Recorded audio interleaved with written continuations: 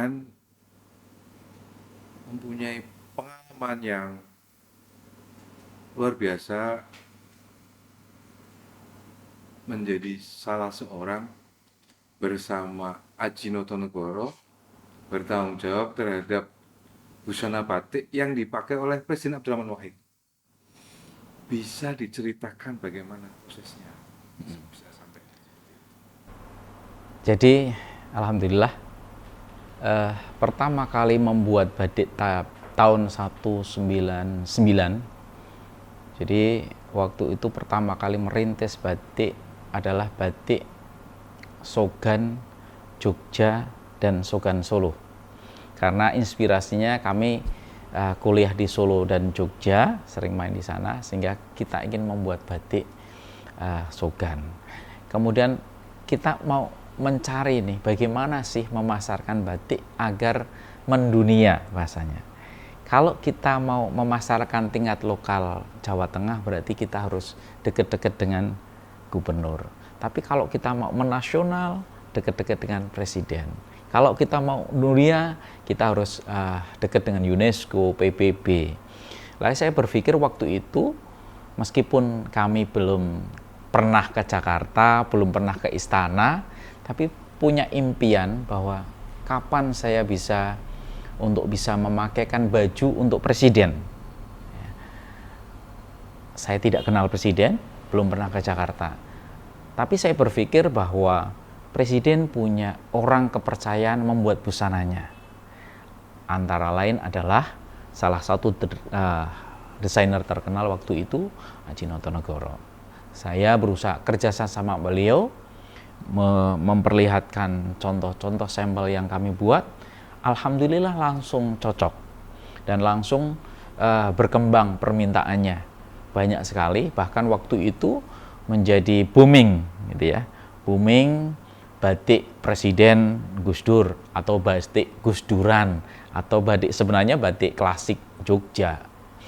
Namun karena dipakai oleh presiden sehingga waktu menjadi tren, batik ini punya punya ciri khas tersendiri, dipakai oleh presiden. Kemudian desain itu punya makna dan filosofi yang sangat-sangat bagus bagi seorang tokoh sekelas presiden.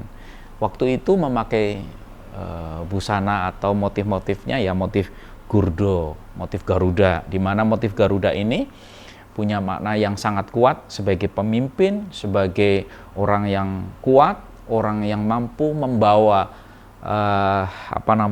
negara ini agar bisa makmur, punya jiwa kepemimpinan.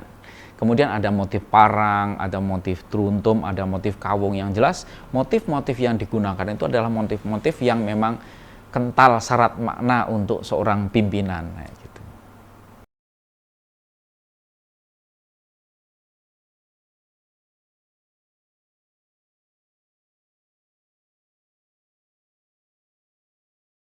Saya hanya melihat potensi saja. Waktu itu memang seorang sosok Gus Dur, seorang pemimpin yang punya karismatik, kemudian pantasnya gitu ya, pantasnya waktu itu memang yang dipakai adalah desain-desain keratonan atau desain kerajaan, yaitu Jogja. Memang terasa pas lah kayak gitu. Kemudian desainer tersebut juga meyakinkan bahwa inilah desain yang pas untuk presiden waktu itu, dan ternyata memang sangat-sangat diterima oleh masyarakat Indonesia dan menjadi trend center waktu itu. Kalau diceritakan memang luar biasa, dari masa krisis moneter ekonomi runtuh yang seperti itu kemudian bangkit lah, batik ini di era Gus Dur itu luar biasa, boom. Bahkan kalau diceritakan batik yang sedang basah pun itu laku, sudah dipesan. Semua batik habis ya gitu. Nah, ini menjadi berkah. Dan ini menjadi lompatan awal saya pertama kali membuat batik, bahwa kalau kita punya impian, kalau kita punya punya niatan yang bagus, itu harus betul-betul dikekuhkan. dikuatkan. Insya Allah dengan niat yang bagus, dengan tekun, sungguh-sungguh, semua bisa.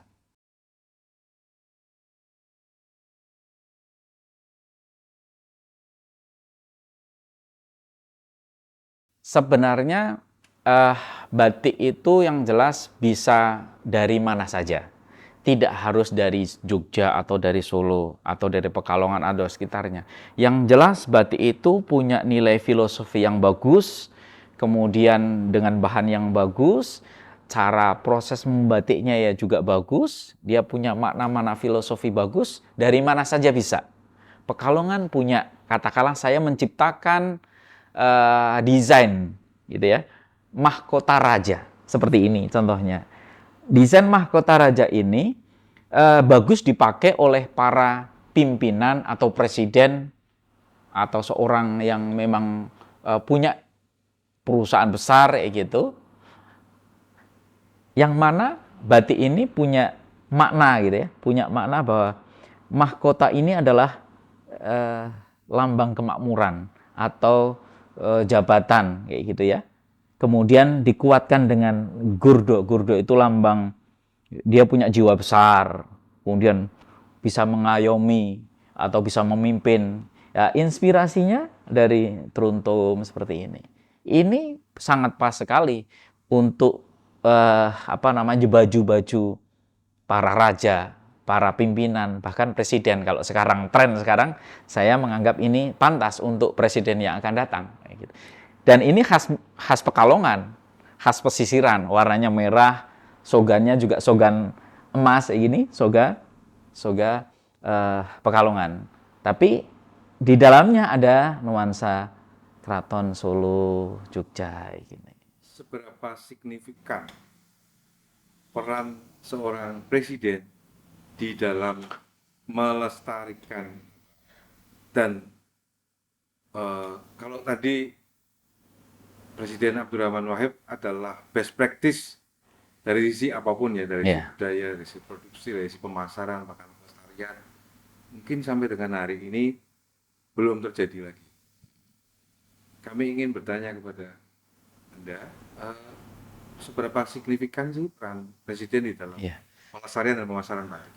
Sangat-sangat berpengaruh sekali, Mas Jujur. Jadi orang memakai baju itu berdasarkan tren saat itu. Atau orang yang berpengaruh di negara kita. Seorang presiden pakai A, menterinya pakai A. Atau gubernurnya, atau bupatinya, atau masyarakat akan melihat presiden pakai apa. Sehingga menjadi tren, mode kayak gitu.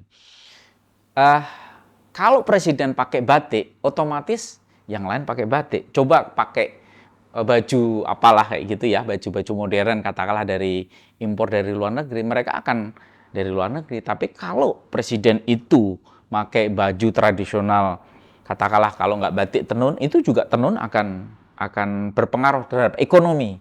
Kemudian tren mode, tren orang memakai. Dulu Presiden Soekarno memberi tugas kepada Gotiksuan atau Harjonegoro untuk membuat batik Indonesia gitu. Dan dilakukan oleh beliau.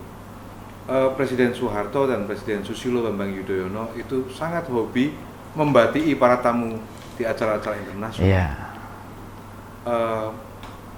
Apa komentar Anda? Apakah para pilihan yang dipilih oleh para presiden itu memang dengan sadar untuk menggerakkan industri batik di Indonesia?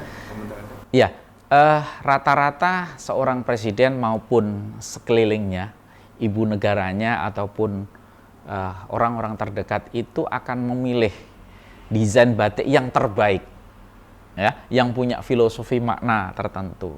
Seperti pada zaman Megawati, ya awal Gus Dur, kemudian Megawati, SBY, bahkan Jokowi yang sekarang. Itu semua ada ada semacam keharusan gitu ya, bahwa presiden itu harus memakai baju yang karena akan dilihat oleh banyak orang dan taste-nya, seleranya memang sangat-sangat tinggi dan ini dibantu oleh orang-orang sekelilingnya. Kalau Gus Dur itu pasti ada desainernya, Megawati juga, kemudian Pak SBY, ibu negaranya juga sangat-sangat suka batik ya, Bu Ani itu. Bahkan saya sempat membuatkan beliau baju batik yang sampai maaf untuk tutup meninggalnya beliau itu sebuah kenangan yang luar biasa. Sebenarnya yang untuk dipakai hari raya, tapi karena beliau meninggal ya kita untuk. Dan itu menjadi menjadi kayak semacam semacam kenangan bahwa pilihan batik beliau itu sangat istimewa. Kemudian sebenarnya dia mau dipakai, tapi ketika meninggal pun punya makna tertentu, makna bahwa itu burung surga. Semoga harapannya adalah doa-doa beliau ketika meninggal adalah masuk surga. Filsafatnya ada ternyata, oh seperti itu. Yang dipilih-pilih dilalah, apakah ini kebetulan hitam, sogan, kemudian burung-burung phoenix, burung surga lah seperti itu. Itu sangat luar biasa. Itu menandakan bahwa selera mereka adalah memang selera yang sangat tinggi, dan itu menjadi inspirasi bagi para pembatik, pengusaha maupun masyarakat untuk memakai batik itu. Ya gitu. Kalau ada saran, ini kan banyak nih yang mau jadi bakal calon presiden, betul. bakal calon wakil presiden. Sebetulnya busana batik seperti apa yang menurut Anda paling pas buat mereka? Batik itu kayak semacam wibawa ya. Jadi ajining diri ono ing lati, ajining sariro ing busana. Jadi orang itu akan kelihatan bagus, wibawa dan lain sebagainya itu dari wibawa dari busananya juga, gitu ya. Sehingga busana yang dipakai kalau menurut saya untuk seorang presiden, seorang pimpinan itu harus punya nilai filsafat ya, makna yang bagus. Karena itu akan membawa satu secara pribadi dia punya nilai spirit, semangat bahwa saya adalah seorang yang punya jiwa besar, punya pemimpin, jiwa kepemimpinan dan memengaruhi sekitarnya. Yang namanya pemimpin itu kan harus bisa mempengaruhi kebaikan bagi sekelilingnya. Sehingga batik-batiknya pun harus dipilih yang memang betul-betul bagus gitu. Dia harus punya nama, makna filsafat tertentu dan doa-doa tertentu agar yang melihat gitu ya, yang mendekati orang itu akan merasa senang, terpesona dan menjadi rahmat. Ini penting, menjadi rahmat bagi sekelilingnya kayak gitu. Setiap presiden itu selalu membawa dampak positif dan negatif di dalam the rise or fall in Indonesian batik industry. Pasti punya masing-masing gitu. Kalau harapan Anda untuk siapapun yang terpilih nanti sebagai pasangan presiden dan wakil presiden, apa yang harus mereka lakukan pertama kali pada industri batik menurut Anda? Yang pertama bahwa batik ini bisa diketahui bahwa batik adalah hasil karya anak bangsa dan warisan legasi bangsa Indonesia yang diakui oleh dunia. Bahwa batik akan ada di dunia ini sampai kita meninggal, sampai kiamat lah bahasanya. Itu keyakinan kita. Lah, karena ini warisan harus dibudidayakan, ditingkatkan dari mulai desain, kemudian prosesnya dan seterusnya, baju-bajunya. Namun bagi seorang calon presiden atau seorang pemimpin, dia harus bisa memilah mana batik yang pantas untuk dirinya, gitu ya. Agar orang bisa melihat dia sebagai ikon panutan oleh para masyarakat di Indonesia ini. Jadi orang akan selalu melihat bahwa pemimpin adalah orang yang harus memang betul-betul pintar, wibawa, kemudian merakyat. Itu salah satunya adalah dari batik yang dipakai, gitu ya. Ini pertanyaan agak konkret nih. Katakanlah kalau yang masuk di dalam bursa radar survei itu nama Anies Baswedan, Ganjar Pranowo, Erick Thohir, Sandiaga Uno. Prabowo, Ya. terus mungkin juga Ketua PBNU Yahya Stakuf gitu, Ya. atau juga tidak menutup kemungkinan ada Erlangga Hartarto juga. Ya.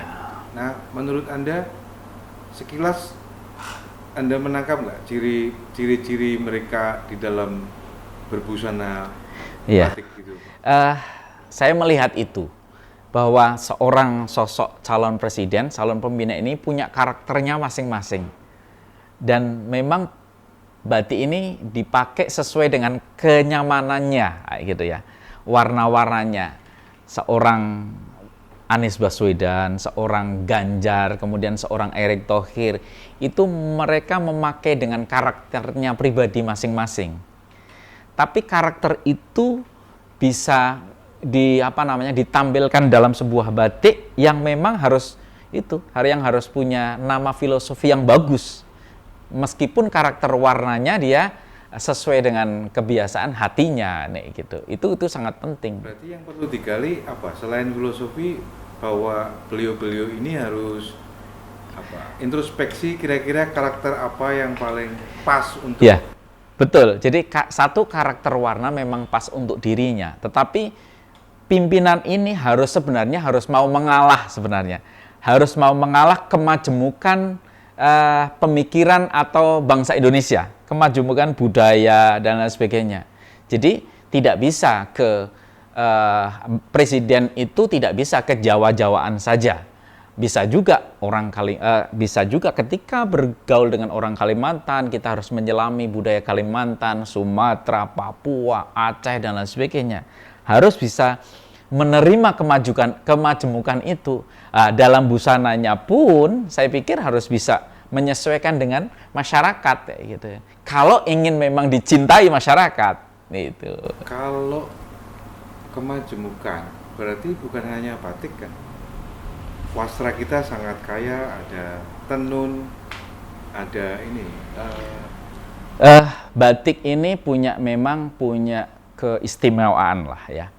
Dari segi pertama desain, warna, kemudian bahan yang dipakai itu juga mewakili gitu ya, mewakili tradisi Indonesia. Kalau tenun batik itu juga awalnya dari ada yang batik ATBM itu kan tenun juga, tenun yang dibatik.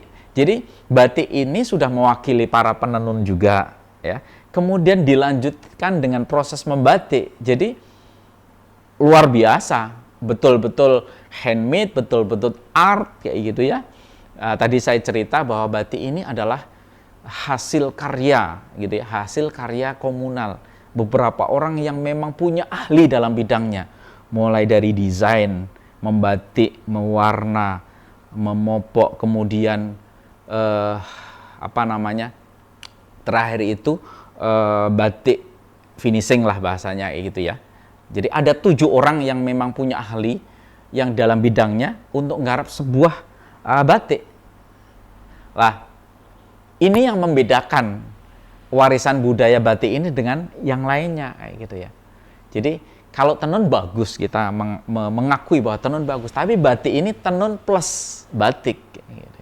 Ini yang luar biasa, dan tidak semua negara, tidak semua orang bisa membuat batik yang memang punya filosofi, punya makna sejarah. Yang membedakan batik Indonesia dengan yang lain kan itu. Kita punya sejarah panjang, zaman Majapahit, Mataram, kemudian zaman Belanda, Jepang, dan sampai sekarang luar biasa dikembangkan oleh para desainer. Bahkan saya mengusulkan atau menginspirasikan bahwa batik itu adalah hasil dari desainer batik, seniman batik. Jadi orang yang membuat batik itu adalah seniman gitu ya, seniman batik. Cuman karena ini tradisi bahasa ini belum terbiasa, kami mengusulkan kepada bangsa ini bahwa orang yang membatik ini adalah seniman batik. Ya, jadi ke depan memang bisa dikatakan seorang ahli batik itu, desainer batik itu harus dicantumkan, dinamakan dalam dipatenkan bahasanya. Kalau orang ahli batik itu ya desainer batik atau seniman batik. Gitu. Bukan hanya sekedar pekerja atau pengrajin, ya. Atau pedagang gitu ya. Kalau kita bicara pengrajin, pedagang itu seakan-akan kecil ya. Tapi kalau seniman itu mungkin lebih dari itulah kayak gitu. Atau empu atau maestro gitu ya. Empu maestro itu sangat-sangat luar biasa. Tentunya melihat dari beberapa tokoh empu-empu maestro kita yang sudah almarhum itu sangat-sangat luar biasa seperti Pak Iwan Tirta, kemudian Pak Santoso, Gotik Swan itu orang yang inspiratif dan memang punya kejelian mata membuat sebuah batik. Jauh sebelum Ahmad Failasuf menjadi pemasok batik untuk desainer Aji Notonegoro yang pada saat itu menjadi konsultan busana Presiden Abdurrahman Wahid. Sebenarnya nama Abdullah Mahrus telah lebih dulu melejit berkat batik sutra produksinya menjadi langanan keluarga Cendana. Bayangkan berapa lama masa kekuasaan Presiden Soeharto. Begitupun dengan Afif Sakur, desainer asal kampung Banjarsih yang kini lebih banyak mukim dan menjadi salah satu juru bicara batik Yogyakarta itu, koleksi batiknya banyak dikenakan Presiden Susilo Bambang Yudhoyono. Batik tulis untuk jari, kain panjang, dan sarung yang biasanya dipakai untuk bawahan didesain sepasang sarimbit, kaupel, kemeja untuk busana pria, dan jari atau sarung bagi busana pasangannya. Beberapa waktu lalu sempat viral pernyataan Anies Baswedan mengenai transformasi batik untuk bawahan menjadi kemeja atau hem lengan pendek. Siapa sebenarnya agensi selera berbatik para presiden? Belum ada penelitian yang serius mengenai ini. Tetapi jika dalam sejarah Presiden Soekarno karib dengan Gotik Swan, Ibu Sud, Presiden Soeharto dengan Iwan Tirta, Yub Auve, Jultin Ginanjar Kartasasmita, Rahardi Ramelan, Tumbu Saraswati, Edith Ratna, Asmoro Damai, atau mungkin akhir-akhir ini William Kwan adalah deretan nama yang bisa menembus ring 1 kepresidenan atau minimal keluarga presiden. Menantu Presiden Habibie punya jenama batik tersendiri dan banyak memesan batik dari Dudung Ali Sabana, juga Nur Cahyo. Bila dicermati, busana batik Presiden Joko Widodo besutan desainer Semarang An Avanti, rasanya ada jejak Gendi Sulistianto dan Tony Sartono dalam panitia Imlek Nasional. Batik Pekalongan punya 1000 rona. Ada batik tulis super halus, dibatik bolak-balik, dan masuk collectible item. Ada juga yang ready to wear. Nyaris semua teknik dan peruntukan batik bisa disediakan oleh industri batik Pekalongan, termasuk busana untuk para presiden, wakil presiden, juga tamu-tamu negara.